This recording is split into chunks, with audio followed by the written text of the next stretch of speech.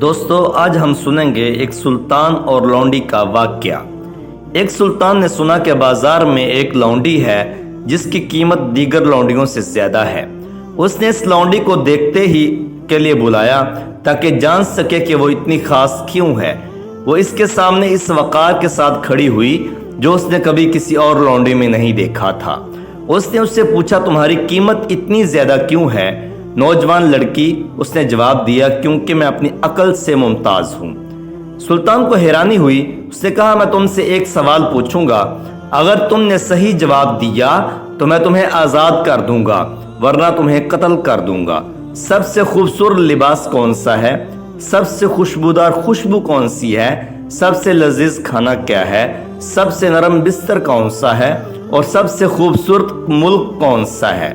لونڈی نے مجمع کی طرف دیکھا اور کہا میرا سامان اور گھوڑا تیار کرو کیونکہ میں اس محل سے ایک آزاد عورت کے طور پر جا رہی ہوں۔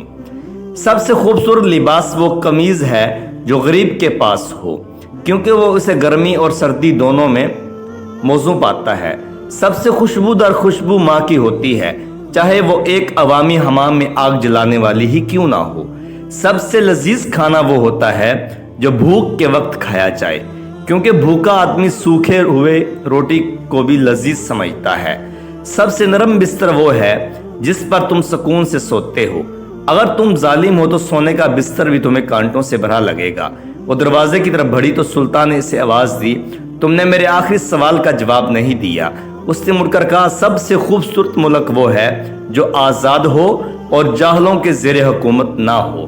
اس نے صحیح جواب دیا تھا اور اس طرح اپنی آزادی حاصل کر لی۔